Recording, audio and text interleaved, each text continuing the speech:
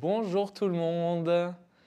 Bonjour. Bonjour, on attend que vous vous connectiez à ce nouveau live de l'ESD sur la chaîne nationale TikTok. J'attends de voir quelques petites connexions pour débuter. Je vais me présenter. Moi, je suis Raphaël. Je suis ravi de vous retrouver sur ce live. Je suis chargé des admissions de l'ESD Bordeaux, donc ESD École supérieure du digital. Et je suis accompagné de… Tommy, responsable pédagogique à l'ESD Bordeaux. Et bienvenue à tous. Écoutez, on va démarrer. Donc, on a démarré ce petit live pour parler avec vous d'un sujet important qui est la rentrée à venir 2025. On sait qu'il y a encore quelques étudiants qui peuvent être en difficulté face à leur orientation. Ça peut être des étudiants, Tommy, qui sont encore en recherche, qui ont eu un peu de mal des fois avec Parcoursup ou même qui ont, par exemple, commencé une formation et qui sont encore en possible recherche. C'est ça, il n'est jamais trop tard. Donc, même si vous avez démarré une formation, que vous vous posez des questions, on est encore là et disponible. Ce live va servir à vous dire déjà qu'à l'ESD, les admissions sont encore disponibles et possibles et aussi vous transmettre quelques tips pour votre orientation, les questions qu'on peut se poser. N'hésitez pas d'ailleurs, si vous avez des questions dans le chat, à pouvoir les poser. Soit des personnes de la communication de l'école pourront vous répondre, ou nous, si on en voit quelques-unes se mettre juste en bas, on pourra aussi répondre à ces questions. Voilà, donc on le sait, il y a des étudiants qui ont eu peut-être du mal à l'orientation ou qui cherchent encore la bonne école. Et c'est une possibilité que l'ESD propose puisque les admissions sont encore disponibles. On est début septembre. Voilà, les rentrées vont arriver. Quand on rentre en bachelor, c'est à peu près au courant de mi-septembre, fin septembre. En master, un peu plus tard. Donc, il y a encore la disponibilité de pouvoir intégrer l'école. J'ai aussi vos questions sur le téléphone pour pouvoir y répondre. Est-ce que tu peux nous parler plus en détail de ce que propose l'École supérieure du digital? Sur quel type de compétences, quel type de formation, Tommy, on peut se former ici à l'école? Oui, bien sûr.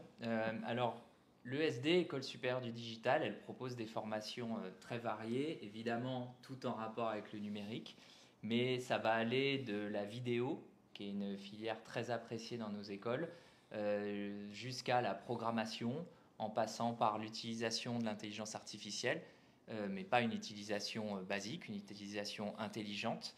On va aussi montrer et vous expliquer comment exploiter la donnée qui s'échange chaque jour dans tous nos outils numériques, sur nos téléphones, nos ordinateurs. Il y a des milliards de données qui transitent. Donc le but, c'est d'utiliser cette data, cette donnée à bon escient. On va aussi expliquer comment créer des designs pour des applications mobiles, pour des sites internet, comment s'adapter à tous les formats, à tous les types d'écrans, à toutes les plateformes, etc. Donc c'est très vaste. Et c'est évidemment en rapport avec le monde digital qui nous entoure aujourd'hui. C'est hyper intéressant. Est-ce que tu peux nous expliquer plus en détail? Est-ce que c'est que des cours? Est-ce qu'on vit qu'avec des cours, des enseignants? Est-ce que c'est différent ici à l'ESD? Comment on visualise un peu la pédagogie dans notre école? Alors, bonne question, parce qu'il n'y a pas que des cours, justement. Effectivement, on a une pédagogie qu'on appelle pédagogie par le projet. Et le but, c'est quoi? C'est que des entreprises existantes, des entreprises locales ou nationales, vont venir à l'école, vont exprimer leurs besoins auprès des étudiants de l'école et les étudiants auront des ateliers en commun, ils vont travailler par groupe pour réfléchir à comment combler le besoin de ces entreprises. Donc ils vont travailler parfois sur une semaine complète sur un seul sujet et présenter ce sujet au client qui viendra à l'école pour découvrir les recommandations des étudiants. Donc en local à l'ESD Bordeaux, puisqu'on est à l'ESD Bordeaux aujourd'hui, les étudiants ont pu travailler avec des entreprises comme BetClick ou comme Lush, mais au niveau national, tous les campus ESD de France ont des partenaires locaux ou ont d'autres entreprises nationales avec lesquelles ils ont pu travailler, comme Airbus, comme Rip Curl par exemple. C'est très intéressant et très professionnalisant pour les étudiants. Clairement, ça doit leur apporter beaucoup, que ce soit sur le CV ou pour leur enrichissement et pour après. Pour rappel, on ne vous l'a pas dit, mais on a plusieurs campus en France. Donc là, on est à Bordeaux, placé sur Bordeaux, donc chargé des admissions à Bordeaux, responsable pédagogique à Bordeaux, mais on a aussi un campus à Toulouse, à Lyon, à Nantes et sur Paris aussi. Donc voilà, vous pouvez aussi trouver toutes ces informations, bien sûr, sur le site internet. Et comme je vous l'ai dit, tout ce qu'on dit là, n'hésitez pas aussi à poser des petites questions, on observe le chat.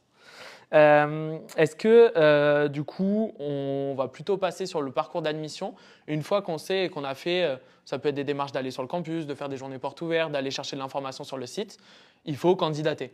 Du coup, c'est la période d'admission qui est encore ouverte. Comment on postule? C'est très simple, c'est plutôt hyper rapide et très simple. C'est en 3 étapes. 3 étapes où en fait on va aller sur le site internet. Donc moi, imaginons que je sois un étudiant.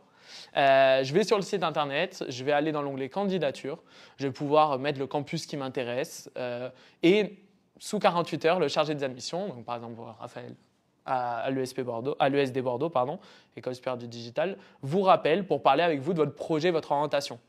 Ne vous inquiétez pas, si vous avez un avis qui n'est pas aussi définitif ou vous avez encore des questions sur votre projet, le chargé des admissions est là pour ça. Suite à ça, on va placer un créneau d'entretien en visio ensemble. Donc en plus, c'est très maniable parce que de chez soi, on peut faire la session d'admission pour avoir un moment d'échange avec un examinateur. Ce moment d'échange, et je parle bien de moment d'échange, il ne faut pas stresser, c'est vraiment un moment où on va parler de son projet avec l'examinateur et voir si l'orientation est la bonne et si elle est intéressante et qu'elle va vers le bon chemin pour pouvoir intégrer l'école. Ce rôle-là et cet entretien, vous le faites avec un examinateur. L'examinateur, ça peut être quelqu'un de la pédagogie ou un intervenant qui fait cours chez nous. Voilà, donc un intervenant professionnel, parce que tous les intervenants à l'ESD sont des professionnels qui prennent de leur temps pour vous enseigner les différentes matières, les différentes compétences. Toi, en tant qu'examinateur externe, le but, c'est d'aider aussi l'audience qui nous regarde. Est-ce qu'on pourrait leur donner des petits tips ? Moi, je vois beaucoup d'étudiants. Toi, tu es examinateur à l'ESD Bordeaux. Donc, j'imagine que tu as des petits tips peut-être à donner aux étudiants. Est-ce que tu pourrais en donner quelques-uns sur ce live ? Oui, bien sûr. Effectivement, en parallèle de mon rôle de responsable PEDA, j'ai la chance de pouvoir faire des sessions d'admission, donc de rencontrer des candidats intéressés pour rejoindre l'ESD, au même titre, comme tu le disais, que des intervenants qui sont des experts dans leur domaine, que ce soit l'IA, la vidéo, etc., ont l'occasion d'échanger avec ces étudiants-là. Donc effectivement, je fais des sessions d'admission. Ce qu'on peut dire comme tips, principalement, c'est déjà restez vous-même. Il ne faut pas stresser. Ce n'est pas un concours. Vous ne passez pas devant un jury. C'est un échange, c'est une discussion. Donc il faut arriver dans de bonnes dispositions pour être prêt à échanger avec l'examinateur. Échanger, c'est quoi? C'est donner des informations sur soi, mais c'est aussi poser des questions. Bien sûr. Donc c'est l'occasion, comme tu le disais bien, de poser des questions sur l'examinateur, sur son parcours pro, sur son parcours perso si vous le souhaitez, et sur l'école évidemment, les cours, les projets, l'organisation de la vie de l'école, etc. Donc il ne faut pas hésiter aussi à parler de soi, comme je le disais, donc à faire valoir ses passions, ses centres d'intérêt, ces communautés, si vous avez un compte sur Instagram, une chaîne YouTube ou quoi que ce soit sur lequel il y a une communauté, mettez-le en avant, ou vos passions, si vous savez créer déjà, si vous savez produire du contenu sur Internet, que ce soit des images, des vidéos, du son, n'hésitez pas à le mettre en avant, tout ça c'est intéressant, ça montre qui vous êtes, ça fait part de votre démarche en fait, et ça intéresse beaucoup l'école. C'est clairement tout ce que peut valoriser le profil de l'étudiant. C'est hyper intéressant. J'avais une petite question qui est arrivée sur le live de Mathilde.